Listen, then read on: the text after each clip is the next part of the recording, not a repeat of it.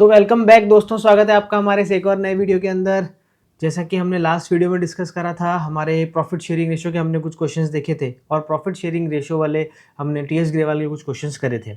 इस वीडियो में हम उससे अब आगे बढ़ेंगे और पार्टनर्स के जो अकाउंट्स हैं, जो अकाउंट बनाए जाएंगे एडमिशन ऑफ पार्टनर के टाइम में, वो अकाउंट अब हम देखेंगे। उन अकाउंट में डिस्कस करेंगे किस तरीके से वो अकाउंट बनते हैं और उनके मेथड, कौन कौन से मेथड है वो अकाउंट बनाने के, वो अकाउंट के मेथड देखेंगे और उसके क्वेश्चन सॉल्व करेंगे। तो चलिए बिना किसी देरी के शुरू करते हैं। तो मेरे दोस्तों बढ़ते हैं नेक्स्ट टॉपिक की तरफ, जिसमें हम पार्टनरशिप के अंदर एडमिशन ऑफ पार्टनर के टाइम में कौन कौन से अकाउंट बनेंगे वो देखेंगे। तो मेरे दोस्तों यहाँ पर अगर हम बात करें अकाउंट मेंटेन करने की, तो यहाँ पर एक सबसे पहला अकाउंट बनाया जाएगा रीवैल्यूएशन अकाउंट।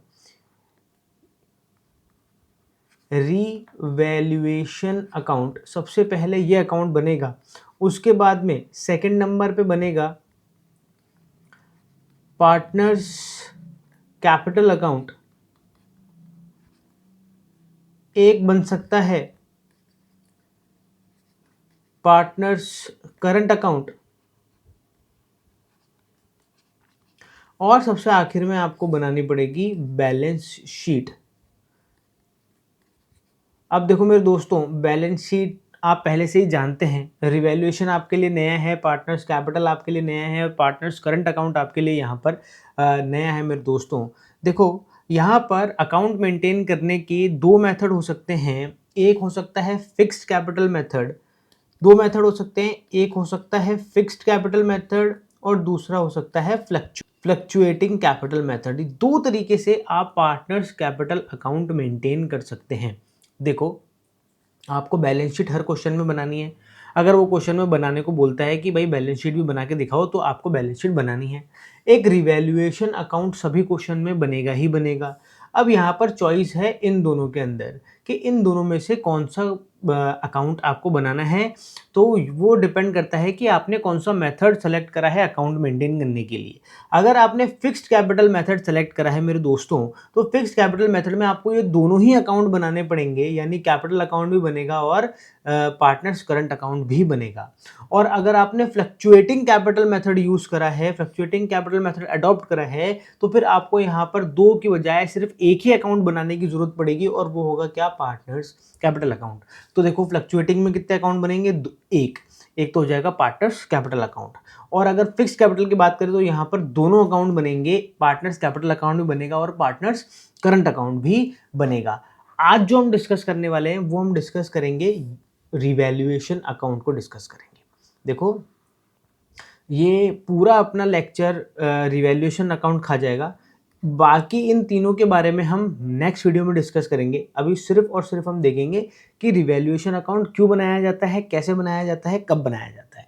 ठीक है मेरे दोस्तों, तो देखो ऐसा है, यहाँ पर जब भी किसी पार्टनर का एडमिशन होता है, या फिर मैं आपको बोलूँ कि एडमिशन के टाइम पे या फिर पार्टनर के रिटायरमेंट के टाइम पे क्या होता है कि प्रॉफिट शेयरिंग रेशियो चेंज हो जाता है। जब भी प्रॉफिट शेयरिंग रेशियो चेंज होगा तो मेरे दोस्तों आपको रिवैल्यूएशन अकाउंट बनाने की ज़रूरत पड़ने वाली है।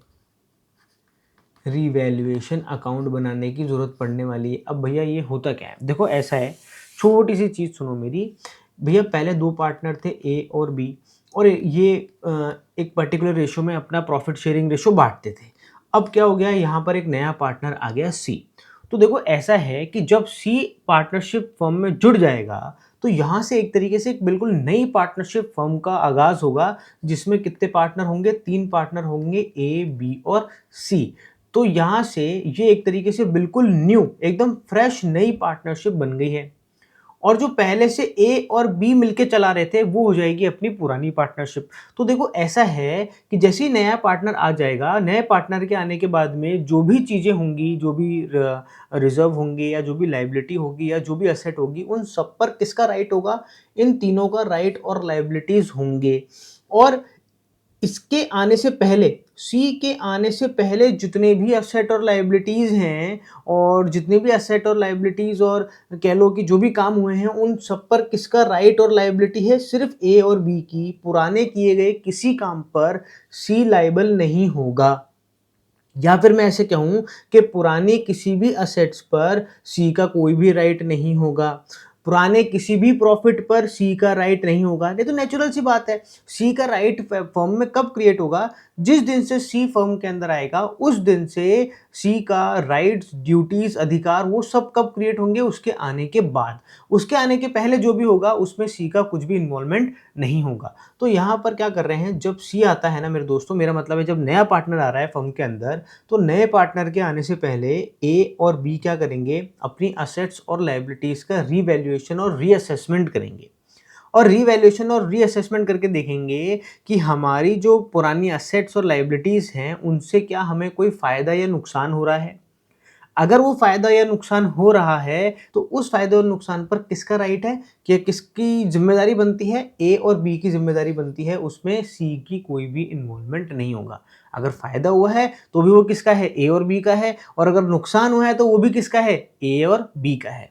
ठीक है, तो मेरे दोस्तों ये जो रिवैल्यूएशन अकाउंट बनाया जाता है, ये रिवैल्यूएशन अकाउंट असेट्स और जो लाइबिलिटी होती है उनकी रीअसेसमेंट और उनका रिवैल्यूएशन करके उनकी प्राइस में जितनी भी कमी या इंक्रीमेंट हुआ है उसको हम देखते हैं, और देखने के बाद में फाइनल रिजल्ट ये निकालते हैं कि फाइनली हमें क्या हो रहा है, उस असेट और लायबिलिटी से प्रॉफिट हो रहा है या लॉस। और जो भी प्रॉफिट या लॉस निकलेगा वो इन दोनों पार्टनर्स में, यानी नए पार्टनर के आने के पहले जितने भी पार्टनर थे उनमें क्या हो जाएगा, उनके प्रॉफिट शेयरिंग रेशियो में डिस्ट्रीब्यूट हो जाएगा। फॉर एग्जाम्पल देखो, जैसे ही आपको क्वेश्चन मिलेगा ना, क्वेश्चन जो आएगा उस क्वेश्चन में वो आपको एक बैलेंस शीट बना के देगा, और उस बैलेंस शीट के आइटम तो आप जानते ही हैं, बैलेंस शीट के आइटम किन किन तरीके के आइटम हो सकते हैं। जैसे देखो, मैं यहाँ पर एक डमी बैलेंस शीट क्रिएट कर रहा हूँ। जो सबसे पहली साइड होती है वो तो कौन सी हो जाती है, लायबिलिटी साइड, और उसके बाद में यहाँ पर आ जाती है आपकी असेट साइड। तो देखिए असेट साइड में क्या क्या आइटम हो सकते हैं, जैसे बिल्डिंग हो सकती है, जैसे फर्नीचर हो सकता है ना, जैसे स्टॉक होता है, जैसे डेटर्स होते हैं, ऐसे आइटम एक्सेट्रा और भी कई सारे आइटम हो सकते हैं। और यहाँ पर लाइबिलिटी साइड में क्या हो सकता है मेरे दोस्तों, कैपिटल दे रखी हो सकती है पार्टनर्स की, और उसके बाद में क्रेडिटर हो सकते हैं, यहाँ पर लोन हो सकता है,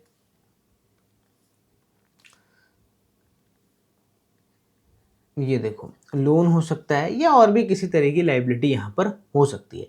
यहाँ पर आपको उसकी अमाउंट दे रखी होगी, हम मान लेते हैं कि हमारे को बिल्डिंग कितने की दे रखी है, 2 लाख रुपए की। फर्नीचर दे रखा है यहाँ पर 50,000 रुपये का, 60,000 रुपये का स्टॉक है यहाँ पर, और 30,000 रुपये के क्या है मेरे दोस्तों, डेटर्स हैं यहाँ पर। अब वो क्या करेगा, क्वेश्चन में उसने आपको ये बैलेंस शीट तो दी है, इसके अलावा आपको एडिशनल इन्फॉर्मेशन देगा वो, और उस एडिशनल इन्फॉर्मेशन में बताएगा आपको कि ये जो बिल्डिंग हो गया या फर्नीचर हो गया या स्टॉक हो गया, इनमें से अगर किसी की भी प्राइस में कोई चेंज आया है तो क्या चेंज आया है वो यहाँ पर मेंशन करेगा। जैसे जरूरी नहीं है कि सभी एसेट्स और सभी लायबिलिटी की प्राइस में कोई चेंज आए, जिसमें चेंज आएगा उसके बारे में वो आपको इन्फॉर्मेशन कहाँ दे देगा, नीचे एडिशनल इन्फॉर्मेशन में दे देगा।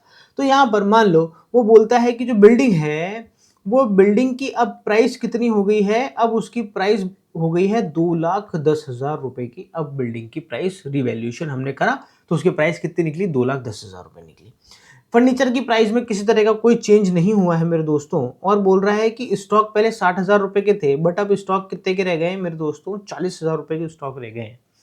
ऐसे ही वो कह रहा है कि जो डेटर्स हैं, वो डेटर्स में से कुछ डेटर्स पे हमारे को डाउट है तो हम उसके लिए क्या बना रहे हैं, पीबीडी बनाना चाह रहे हैं। कितना परसेंट, 5% ऑन डेटर्स हमारे को क्या बनाना है मेरे दोस्तों, पीबीडी बनाना है।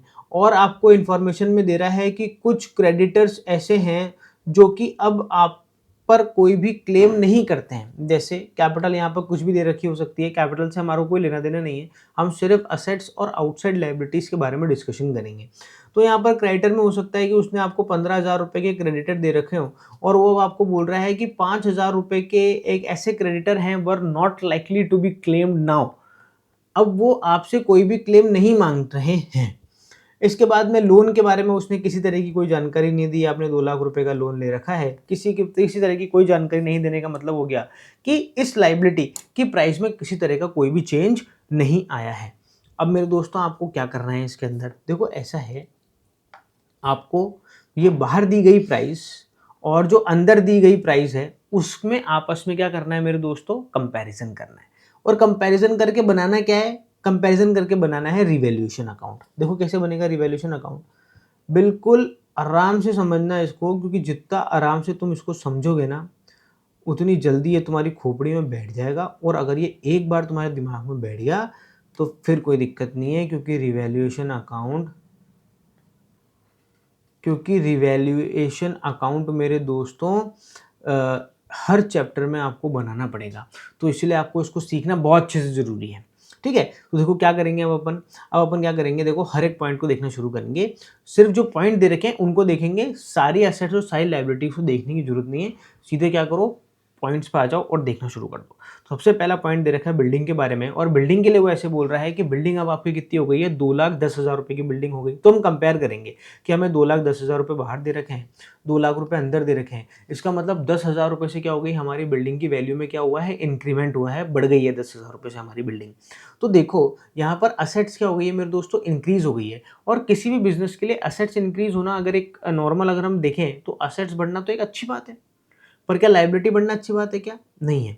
तो यहाँ पर हमारी बिल्डिंग क्या हुई है, 10,000 रुपये से बढ़ गई है। तो इसका मतलब क्या हो गया, हमारी असेट्स क्या हो गई है, पहले के मुकाबले बढ़ गई है। तो एक तरीके से देखा जाए तो हमारे को क्या हो रहा है मेरे दोस्तों, प्रॉफिट हो रहा है। तो यहाँ पर रिवैल्यूएशन अकाउंट को आप बिल्कुल कैसे ट्रीट करो, जैसे आपने P&L अकाउंट नहीं बनाया था 11th क्लास के अंदर। तो P&L के अंदर जो डेबिट साइड में आप क्या लिखते थे, सारे के सारे लॉसेज और एक्सपेंसेस, और क्रेडिट साइड में क्या लिखते थे, सारे के सारे इनकम और गेन। आपको सेम कंसेप्ट से यहाँ पर भी करना है। आपको डेबिट साइड में क्या लिखना है, सारे लॉसेस और सारे के सारे एक्सपेंस, और यहाँ पर क्रेडिट साइड में लिखना है आपको इनकम और गेन। तो देखो ये जो बिल्डिंग की प्राइस में 10,000 रुपये का क्या हुआ है, इंक्रीमेंट हुआ है, ये आपके लिए क्या हो गया, एक तरीके से गेन की तरह हो गया या प्रॉफिट की तरह हो गया। तो मैं इसको कहाँ लिखूंगा, रिवैल्यूएशन के क्रेडिट साइड में। क्या करके लिखूंगा, यहाँ मैं लिखूंगा बाय बिल्डिंग। और ध्यान देना, बिल्डिंग करके प्राइस कितनी लिखूंगा, जितनी प्राइस बढ़ी है या जितनी प्राइस घटी है सिर्फ वही आएगी रिवैल्यूएशन के अंदर। पूरी की पूरी प्राइस मत लिख देना, 2,10,000 मत लिख देना मेरे दोस्तों। यहाँ पर क्या आएगा, सिर्फ और सिर्फ 10,000 आएगा। जितनी अमाउंट बढ़ी है सिर्फ वो आएगा। अब आपका पहला पॉइंट हो चुका है मेरे दोस्तों कंप्लीट। इसके बाद में हम बढ़ते हैं सेकंड पॉइंट की तरफ, जिसमें क्या बोल रहा है, स्टॉक। स्टॉक के लिए बोल रहा है कि स्टॉक अब आपका कितना हो चुका है मेरे दोस्तों, 40,000 हो चुका है। तो अब हम क्या करेंगे, इसको कंपेयर करेंगे अंदर मतलब बैलेंस शीट में जो दे रखा है। फर्नीचर के बारे में कोई इन्फॉर्मेशन नहीं दी तो फर्नीचर को हम ऐसा कैसे छोड़ देंगे, फर्नीचर को देखने की जरूरत आपको नहीं है। यहाँ पर स्टॉक है, स्टॉक के लिए बोल रहा है कि स्टॉक आपका कितना हो गया, 40,000 रुपये। अंदर हमने देखा तो अंदर कितने का था भैया, 60,000 रुपये का। इसका मतलब पहले ज़्यादा था अब कम हो गया। इसका मतलब आपका स्टॉक कितने से कम हो गया मेरे दोस्तों, 20,000 रुपये से आपका स्टॉक कम हो चुका है। स्टॉक कम हो गया, इसका मतलब आपकी एसेट कम हो गई। एसेट कम होगी तो एक तरीके से क्या हो रहा है, आपको लॉस हो रहा है। तो यहाँ पर अब हम किस साइड लिखेंगे, डेबिट साइड में क्या करके लिखेंगे, टू स्टॉक, और अमाउंट लिख देंगे कितनी, 20,000। जितने से कम हुई है सिर्फ वही अमाउंट आएगी। तो रिवैल्यूएशन में जितनी प्राइस बढ़ती है वो अमाउंट आएगी, या जितने से प्राइस घटती है वो अमाउंट आएगी। ठीक है मेरे दोस्तों। इसके बाद में अगर बात करें पीबीटी की, तो देखो एक चीज मैं आपको बताना चाहता हूँ, बीच में ही मैं इसको यहाँ पर पॉज करके तुम्हें थोड़ा सा साइड में ले जाके एक चीज़ बताना चाह रहा हूँ मेरे दोस्तों, ज़्यादा अच्छी तरीके से और ज़्यादा आप एक्यूरेसी के साथ में कर पाओगे। ये रिवैल्यूएशन अकाउंट है, ये रिवैल्यूएशन के अकाउंट की डेबिट साइड है और ये क्रेडिट साइड है, और ये रिवैल्यूएशन अकाउंट है मेरे दोस्तों। यहाँ पर आपको क्या लिखने हैं, सारे लॉसेस और एक्सपेंस, और यहाँ पर आपको क्या लिखनी है मेरे दोस्तों, इनकम या गेन। अब देखो मेरे दोस्तों, अगर किसी भी असेट्स की प्राइस में इंक्रीमेंट होता है, असेट्स की प्राइस बढ़ रही है, इसका मतलब हमारे प्रॉफिट्स क्या हो रहे हैं, मतलब हमारे को प्रॉफिट हो रहा है। तो देखो असेट की प्राइस बढ़ती है तो किधर लिखोगे मेरे दोस्तों, क्रेडिट साइड में। अब बिल्कुल इसका ऑपोजिट, अगर असेट्स की प्राइस क्या होगी मेरे दोस्तों, कम हो गई, इसका मतलब क्या हो रहा है, हमारे को लॉस हो रहा है। तो किस साइड लिखेंगे भैया, डेबिट साइड में।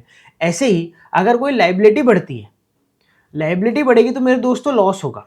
कैसे, थोड़ा समझो। जैसे अगर आपने लोन ले रखा है, पहले आपने 2 लाख रुपए का लोन ले रखा था, अब आपने 1 लाख रुपए का और लोन ले लिया, तो अब आपका लोन बढ़ के कितना हो गया, 3 लाख रुपए का हो गया। तो मेरे दोस्तों लोन बढ़ना कोई अच्छी बात है क्या, नहीं है ना। तो देखो अगर कोई लायबिलिटी बढ़ती है तो हमारे को क्या होगा, लॉस होगा। इसीलिए लायबिलिटी बढ़ेगी तो किस साइड लिखेंगे हम मेरे दोस्तों, डेबिट साइड में लिखेंगे। ऐसे ही अगर लायबिलिटी कम होगी तो हमारे लिए फायदा होगा। तो लायबिलिटी अगर कम हुई है तो हम उसको किस साइड लिखेंगे मेरे दोस्तों, क्रेडिट साइड में लिखेंगे। ऐसे ही कोई भी प्रोविजंस बढ़ते हैं या आप नए प्रोविजंस क्रिएट कर रहे हो, तो उससे क्या होंगे, हमारे प्रॉफिट्स क्या हो जाएंगे, कम हो जाएंगे, क्योंकि जितने भी प्रोविजंस बनाए जाते हैं या रिजर्व्स बनाए जाते हैं वो सारे हमारे प्रॉफिट्स में से बनाए जाते हैं। तो अगर हम और रिजर्व्स और प्रोविजन बनाते जा रहे हैं तो उससे क्या होगा, हमारे प्रॉफिट्स क्या होगा, कम होगा।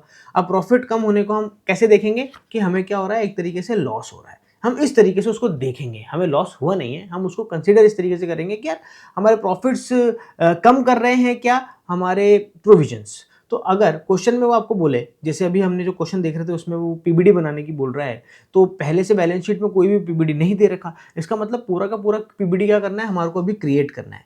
और अगर पहले से भी बैलेंस शीट में कोई पीबीडी है और वो तुम्हें बाहर अलग से और पीबीडी दे रहा है और वो बढ़ाने के लिए बोल रहा है तुम्हें पीबीडी की, पहले के मुकाबले क्या करो, बढ़ा दो, इसका मतलब प्रॉफिट तुम्हारे फिर कम होने वाले हैं। तो यहाँ पर वो उसको हम कैसे ट्रीट करेंगे, बिल्कुल लॉस की तरह। तो यहाँ पर अगर तुम्हें पीबीडी बनाने के लिए या बढ़ाने के लिए बोलता है तो किस साइड में लिखेंगे, हम डेबिट साइड में लिखेंगे। पीबीडी अगर बढ़ेगा तो भी इधर ही आएगा, नया बनेगा तो भी इधर ही आएगा। और बिल्कुल इसका ऑपोजिट, अगर पीबीडी पहले के मुकाबले क्या हो रहा है, कम हो रहा है या फिर खत्म हो रहा है, तो फिर हम उसको किस साइड लिखेंगे मेरे दोस्तों, क्रेडिट साइड में लिखेंगे। ठीक है, इतनी सी बात समझ में आती है। अगर किसी तरह के एक्सपेंस हमने पेड करे हैं, हम पेड कर सकते हैं, हमसे मेरा मतलब है फर्म पेड कर सकती है एक्सपेंस, और कोई पार्टनर भी पेड कर सकता है एक्सपेंस।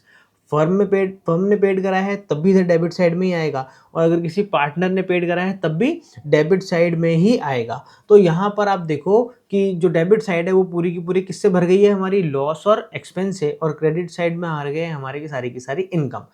अब हम वापस से उस पुराने वाले क्वेश्चन पे लौट जाते हैं मेरे दोस्तों। देखो यहाँ पर आ जाओ, अपने बिल्डिंग निपटा दी थी, फर्नीचर में कोई भी चेंज नहीं था, हमने स्टॉक निपटा दिया था। इसके बाद में ये बात कर रहा था पीबीडी की, ये ऐसे बोल रहा था कि जो आपके डेटर्स हैं, इस डेटर्स पे 5% आपको क्या बनाना है मेरे दोस्तों, पीबीडी बनाना है। अब देखो ये पूरी पूरी बैलेंस शीट हमने जो डमी बैलेंस शीट बनाई है, इसमें कहीं पर कोई पीबीडी नहीं दे रखा, इसका मतलब पहले से कोई भी पीबीडी नहीं है। तो यहाँ पर ये पूरा का पूरा 5% पीबीडी हमारे को कब क्रिएट करना पड़ेगा मेरे दोस्तों, अभी क्रिएट करना पड़ेगा। तो 30,000 का 5% हो गया 1500, तो 1500 से हमारे को पीबीडी बनाना है। अब देखो पीबीडी बनाएंगे तो किस साइड आएगा, इस डेबिट साइड में, 2PBD 1500 रुपये किधर आ गया, रिवैल्यूएशन अकाउंट के डेबिट साइड में आ गया।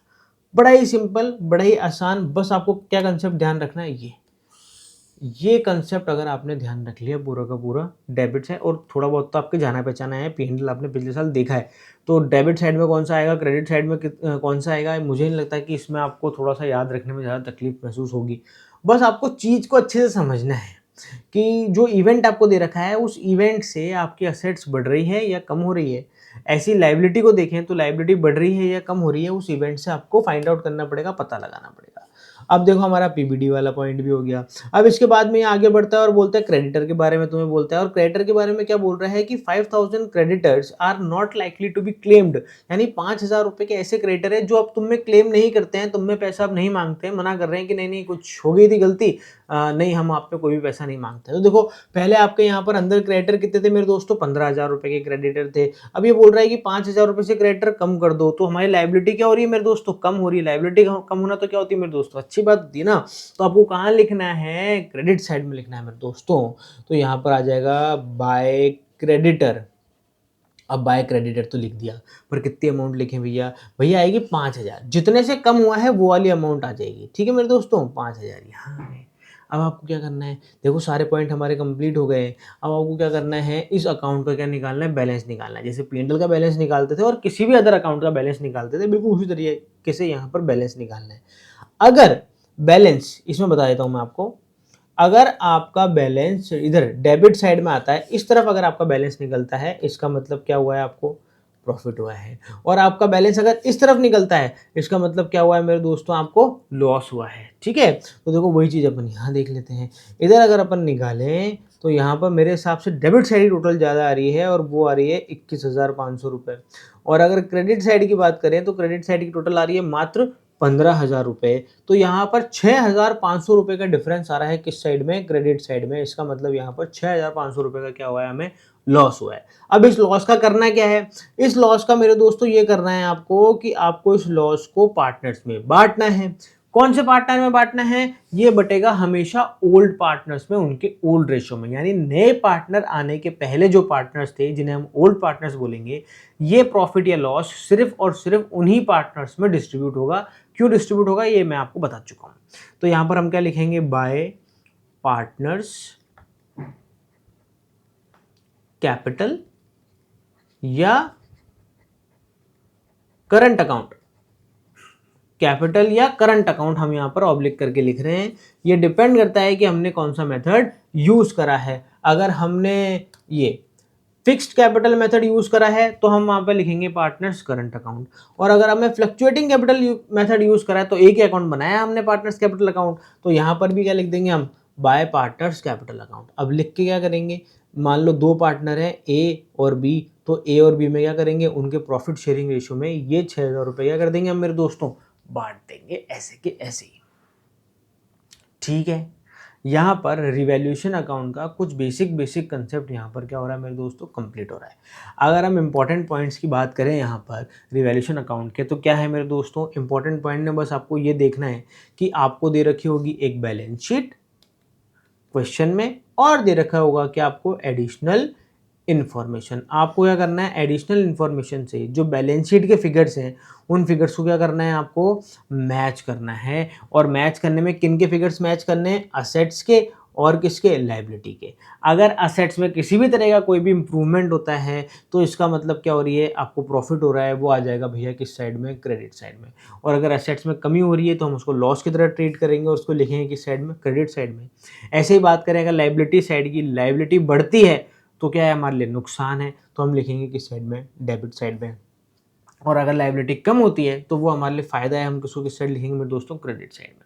ऐसे ही अगर कोई प्रोविजन और रिजर्व्स बनाए जा रहे हैं या बढ़ाए जा रहे हैं तो उसको हम लॉस की तरह ट्रीट करेंगे और लिखेंगे डेबिट साइड में। और अगर कम हो रहे हैं तो किस साइड में आ जाएगा, क्रेडिट साइड में। किसी तरह के कोई एक्सपेंस हुए हैं तो आ जाएंगे वो डेबिट साइड में। और एक चीज़ और हो सकती है, अनरिकॉर्डेड असेट्स और अनरिकॉर्डेड लायबिलिटी। अनरिकॉर्डेड असेट्स, सबसे पहले बात कर लेते हैं अनरिकॉर्डेड असेट्स की। अनरिकॉर्डेड असेट्स का मतलब हो गया, उसने जो क्वेश्चन में आपको बैलेंस शीट दे रखी होगी ना मेरे दोस्तों, उसमें किसी तरह की कोई असेट लिखना वो भूल गया होगा। ठीक है, अब वो बाहर हमें एडिशनल इन्फॉर्मेशन में बता रहा है कि भैया हमने कार तो लिखी ही नहीं थी, बैलेंस शीट में कार दे ही नहीं रखी है, कार हम लिखना भूल गए, बाहर खड़ी रहेगी पता नहीं चला। तो भैया एडिशनल इन्फॉर्मेशन उसने तुम्हें बता दिया कि भैया कार थी और वो हमने बैलेंस शीट में नहीं लिखी थी, तो हम उसको बोलेंगे अनरिकॉर्डेड असेट। तो अगर उसने क्वेश्चन में आपको कोई अनरिकॉर्डेड असेट्स एडिशनल इन्फॉर्मेशन में दे रखी है तो आप उसको कहाँ लिखोगे, बैलेंस शीट में, क्रेडिट साइड में। अब आप बोलोगे सर क्रेडिट साइड में क्यों लिख रहे हैं, अरे देखो क्रेडिट साइड में ऐसे लिख रहे हैं कि हमने बैलेंस शीट में उसे लिखा नहीं था, तो हमारी एसेट साइड टोटल क्या आई थी मेरे दोस्तों, कम आई थी। अब जब हम उसको डाल देंगे एसेट साइड के अंदर तो अब हमारी एसेट साइड की टोटल क्या आएगी, ज़्यादा आएगी, तो इसका मतलब हमारी एसेट्स बढ़ रही है ना, बस बढ़ेगी तो क्रेडिट साइड में आ जाएगी। ऐसे अगर हम बात करें अनरिकॉर्डेड लायबिलिटी की, अनरिकॉर्डेड लायबिलिटी, उसने तुम्हें बोला कि यार क्रेडिटर अंदर तो दे रखे हैं तुम्हारे क्रेडिटर 10,000 रुपए, और बाहर वो बोलता है कि यार भैया 5,000 रुपए के बिल्स पेबल भी थे जो हम लिखना भूल गए।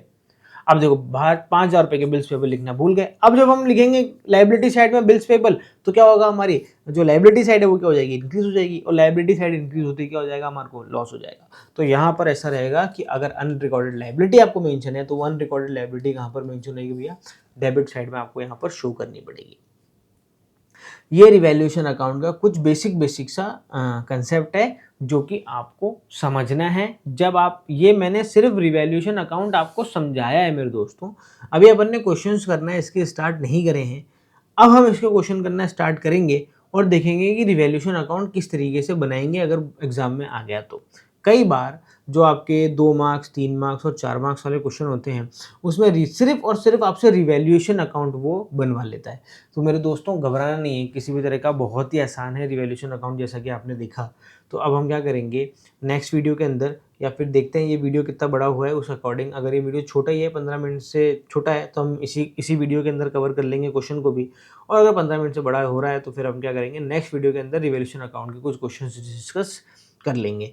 तो मेरे दोस्तों मिलते हैं नेक्स्ट वीडियो के अंदर, देखते हैं, डिस्कस करते हैं रिवैल्यूएशन अकाउंट के कुछ क्वेश्चंस। जब तक पढ़ते रहिए, मस्त रहिए। आपके स्कूल सब स्टार्ट हो गए हैं, सीरियसली पढ़ाई करना स्टार्ट कर देना, 12th है मेरे दोस्तों, ठीक है ना। बाकी तो आप समझदार हो ही, ठीक है मेरे दोस्तों। तो फिर जय हिंद।